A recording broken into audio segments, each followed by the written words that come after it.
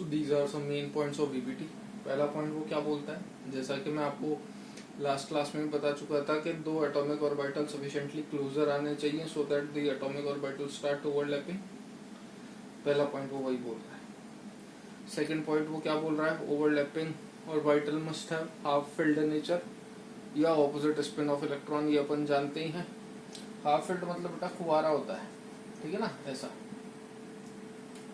Marker change कर देते हैं। ये हाफ फिल्ड है, ठीक है, और ये पेयर्ड अप है। तो जैसा कि आप देख सकते हैं ऑपोजिट स्पिन है, तो वो कह रहे हैं एटॉमिक ऑर्बिटल होने के लिए एक तो फुवारा होना जरूरी है, मतलब ये, और ऑपोजिट नेचर का होना जरूरी है, मतलब ये, तभी ये दोनों ऑर्बिटल आपस में ओवरलैप करेंगे and form this type of orbital, ठीक है। तो ये तो ऑटोमेटिकली हो जाता है, इसमें कोई दिक्कत नहीं होती है। मेन बात है हाफ फिल्ड होना चाहिए, ठीक है। For a coordinate bond to be form condition आप जानते ही हैं, एक का ऑक्टेट कंप्लीट होना चाहिए, दूसरे के पास वेकेंट ऑर्बिटल होना चाहिए, तो जो बॉन्ड बनता है वो कोऑर्डिनेट बॉन्ड होता है, ठीक है। और इसके बाद वाले पॉइंट्स देख लें एक बार, फोर्थ में लिख देता हूँ। एक्सटेंट ऑफ ओवरलैपिंग कहाँ तक जा सकती है, लास्ट क्लास में बता चुका हूँ 50%।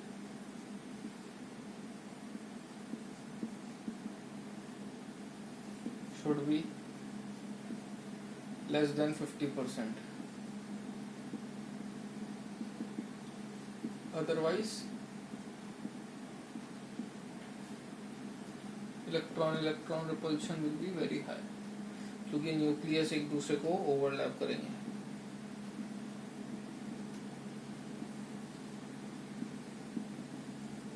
ठीक है, तो ऐसे बहुत सारे पॉइंट है। मैं पहले वो पॉइंट लिखूंगा, जैसे एक बार बोर्ड भर जाएगा फिर मैं आपको समझा दूंगा।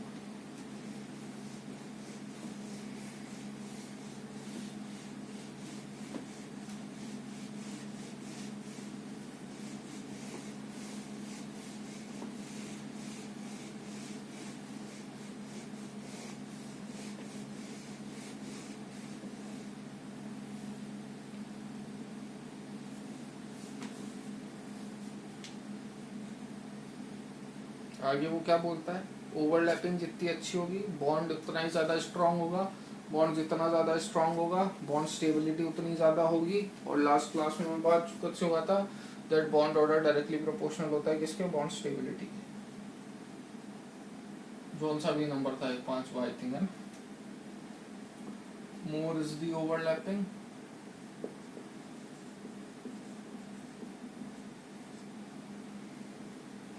between the orbitals,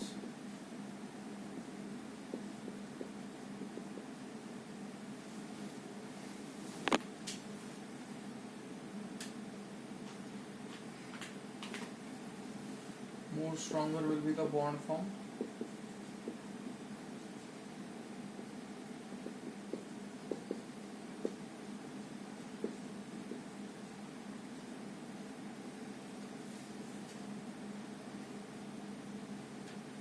and hence more will be the bond stability.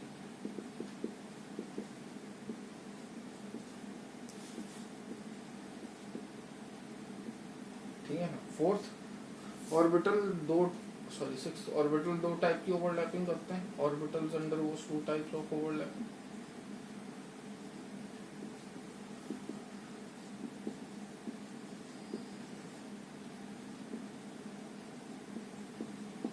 एक होती है एक्सियल और हेड ऑन,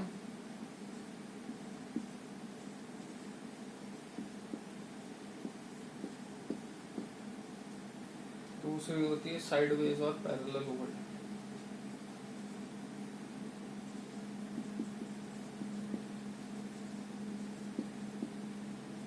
चलिए इसके बारे में डिटेल में अपन आगे पढ़ेंगे।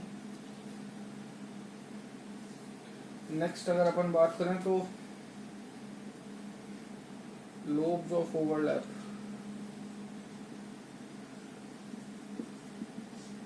orbitals should have same sign.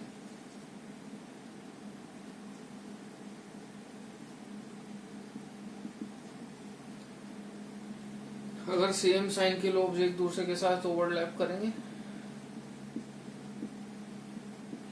तो उसे आप बोलोगे पॉजिटिव ओवरलैपिंग। सेम साइन का क्या सीन है, पॉजिटिव की पॉजिटिव के साथ, नेगेटिव की नेगेटिव के साथ। अगर डिफरेंट साइन लोब्स एक दूसरे के साथ ओवरलैप करेंगे तो उसे अपन नेगेटिव ओवरलैपिंग बोलेंगे, मतलब पॉजिटिव और नेगेटिव। ठीक है, एक जीरो ओवरलैपिंग भी होती है, समझने की कोशिश करिएगा।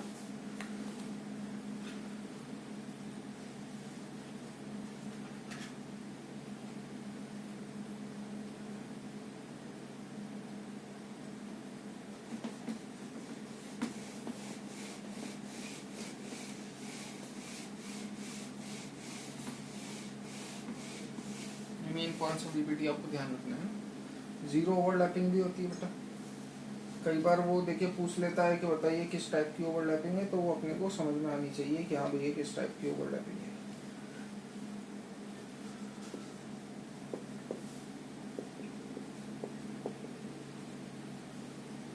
So what is zero overlapping?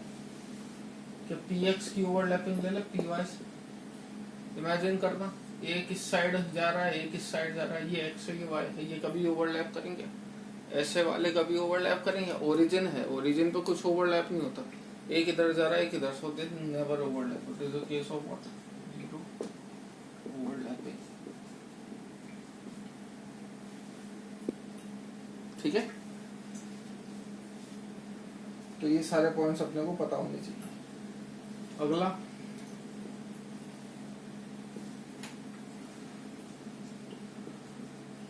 more closer is the valence shell to the nucleus, more will be the extent of overlap.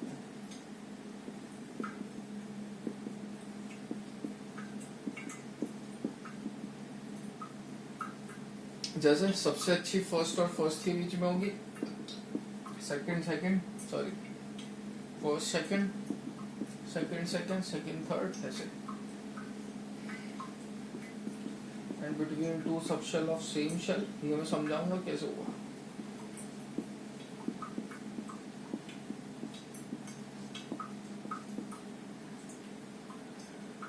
More is the directional character,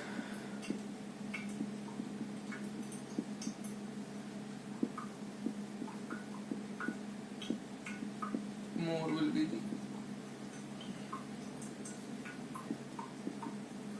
extent of overlap. So these are some basic main points of DBT. इसके basis पे एक सवाल कर लेते हैं, इसके बाद अपन वेस पर चालू करेंगे। जैसे वो पूछ ले HF, HCl, HBr, HI, बाकी सारे पॉइंट होपफुली क्लियर होंगे। मैं ये तो समझा देता हूँ। जब आप कॉन्फ़िगरेशन लिखोगे तो इसका 1s और इसका 2p ओवरलैप कर रहा होगा, इसका 1s इसका 3p, इसका 1s इसका 4p, इसका 1s और इसका 5p ओवरलैप कर रहा होगा। तो सबसे पहले क्या देखा करो, ये देख लिया करो नंबर, ये 1-2 है, ये 1-3 है, ये 1-4 है, ये 1-5। सबसे पहले देखते हैं वैलेंस शेल, ये होते हैं शेल का नंबर होता है ये।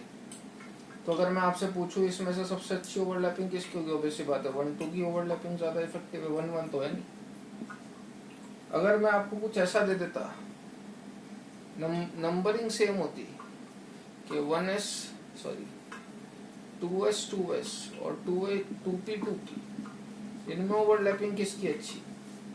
तो अब n सेम है, शेल अगर सेम आ गई तो सब शेल पे जाइए, और सब शेल में अपन डायरेक्शनल कैरेक्टरिस्टिक देखते हैं, P की ओवरलैपिंग ज्यादा अच्छी होगी। डायरेक्शनल कैरेक्टरिस्टिक क्या?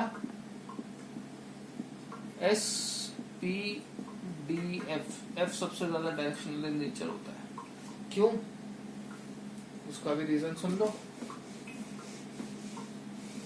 S जो है, S की अगर शेप बनाओगे तो सर्कुलर आती है, सर्कल की कोई डायरेक्शन नहीं होती, इसे देख के आप नहीं बता सकते x है कि y है कि z है। P की डायरेक्शनल होती है डम्बल, D होता है डबल डम्बल, ये आप जानते ही हैं, ठीक है। तो ये अपने को पता होना चाहिए। तो S नॉन डायरेक्शनल होता है, देन P देन D। तो अगर n सेम है तो सब शेल पे जाओ, वरना पहले तो n फैक्टर ही देखना होता है, ठीक है। So from here will continue in the next class.